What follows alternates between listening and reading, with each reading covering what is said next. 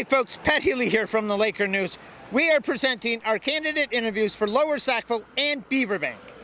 Incumbent Paul Russell and Billy Gillis are vying to be the representative chosen in the October 19th municipal election. We wanted to give residents a chance to ask questions to the candidates that may help them in their decision-making process. We asked the community to submit the questions. We had a great response and a tough task to narrow down the questions to the 8 that we are asking both candidates. Thank you to Joanne Poulin of eXp Realty for sponsoring this video interview. Now let's go see what the candidates have to say. I'm with District 15, Lower Sackville-Beaver Bank candidate Billy Gillis. So tell us a little bit about yourself, Billy. Well, Pat, I grew up in Cape Breton. I'm a Cape Bretoner at heart. I moved to Halifax 24 years ago, settling here in the community. So I have my roots firmly planted here for over 20 years. Longtime resident. I'm a baseball coach. I've been a baseball coach for youth at baseball here in the community for approximately 10 years, through all different levels all the way up. I decided to run. I guess it's kind of the same question. I decided to run. I've been thinking about it for probably 8 years now. Something that I've kept interest, politics, my whole life. I seriously decided to start thinking about this about 8 months ago. And then in July, I decided to put my name forward. Cool. What made you decide to run for councillor this year? Well, I believed I can help people. Number one, I believe I'm a good listener. I believe rather than sitting on the sidelines watching things unfold around us, I believe I could be part of the solution. And I decided to put my name forward, and I decided to help the good people of Lower Sackville and Beaver Bank. With the current transportation issues and more construction happening, what is your plan for evacuation in the case of an emergency in Beaver Bank? Well, that's a good question. This is a hot topic out here. Obviously, you can see behind us here, there's a lot of construction, there's a lot of traffic. So that being said, the Beaver Bank connector would be one way. That's been talked about for over 20 years, which is going to link the Margison roundabout in Middle Sackville to Wingate Drive with a roundabout. I plan to push that forward, move that forward with my provincial counterparts. And that would be one way. As far as the Beaver Bank Road is concerned right now, I think the development out here is already happening. There's nothing we can do with widening the roads out here right now, so we're going to have to look for alternate means in and out. Some of the subdivisions in Beaver Bank, there's only one way in and one way out, so basically we need to link these together through the back with roads. So I believe if we link these together, it creates alternate routes out the back way, at least if the main route is blocked. One of the other things I would like to advocate for is I think there should be a collector lane through Cobequid and Windsor Junction Road. I think now that they're building this Highway 107, that's going to link Sackville with Burnside. I believe that we can look at alternate routes through there. It's a short path through the woods. We could make a collector lane that links up with the 107.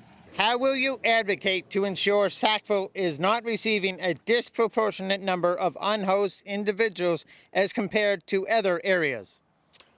Well, this starts at kind of the feds. I believe immigration is important. I believe that we went too hard, too fast on this.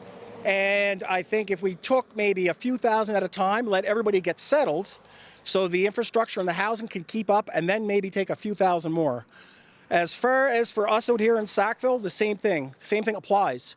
You see the development happening around us. We need housing, absolutely, but we need to slow it down to a trickle. So let people come into our community, let them find housing, then take more. So we just got to be a part of the process with the municipal and the provincial and the federal governments. All right. Will you support the expansion of Sandy Lake Park by another 1,800 acres?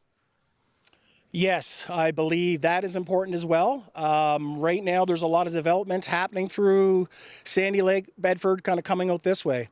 I believe it's important to protect that so we could have, our parks our streams, our trails, our rivers, our waterways. I think that's protected now than to let the development get in there and grow up all around that. I think it should be part of the planning process now. So yes, I do support that. Given new housing development, what will you do to mitigate traffic pressures on Beaver Bank Road, and how? Well, I believe in active transportation. So we need to get our transit system up and running a little more efficiently. I believe that here, as you can see right now, the traffic is just nonstop, and we are mid-morning. Well, so we're mid-afternoon. There's nothing we can do to widen the roads out here right now. So as far as that goes, we're just going to have to basically try to get people out of cars and into active modes of transportation. So that being said, our trails, our sidewalks, our bike paths out this way need to be connected into Lower Sackville so people can get in and out of here faster, more efficiently, and not one person in cars. With a growing population, what are your plans in terms of securing appropriate services for the community, such as safety, education, water, power supply, health, traffic, etc.? That's a good question. Definitely some of that in there is provincial responsibility, but I believe that we need to work with our counterparts, and we just need to make sure that our services are kept up with the growth. So right now it kind of seems to be happening backwards. Our growth is happening and our services, our infrastructure are not keeping up with that. Some residents have concerns with the location of the pallet homes in Lower Sackville. What will you do for those residents that feel impacted? Well, that is a good question. Again, that's the hot topic over there.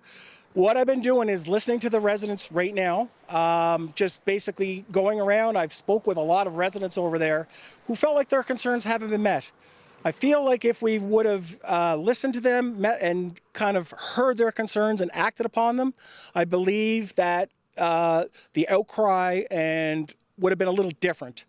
What am I going to do? I'm going to make sure that things continue over there to be safe for the residents, that the residents get looked after on both sides, internally and externally.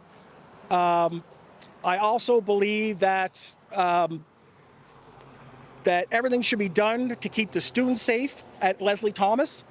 The teachers and the students, I believe we should be working with them, listening to them, and hearing their concerns, and addressing them accordingly. With many newcomers, we also have varying needs for language and communication in local communities.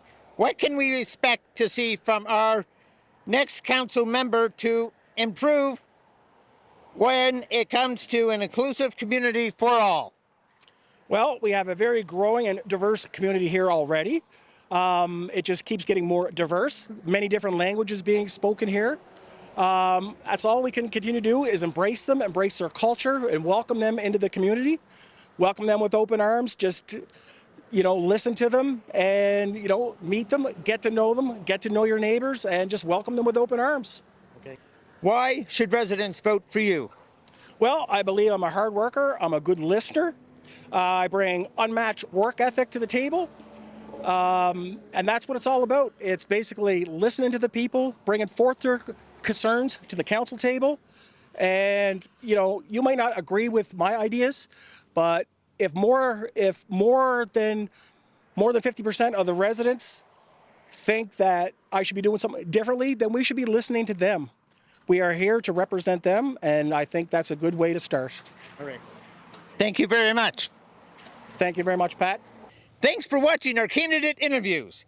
We hope that the answers provide a better idea on where they stand with regards to issues and concerns in the community. Municipal politics is the one level of government that has an impact on each of our lives, so it's important to get out and cast your vote on October 19th. Advance online and telephone voting is from October 8th to 16th, while advance in-person voting is October 12th and October 15th. For more information, check out the HRM elections page. Thank you to Joanne Poulin of eXp Realty for sponsoring this video interview. Pat Healy for the Laker News in Beaver Bank.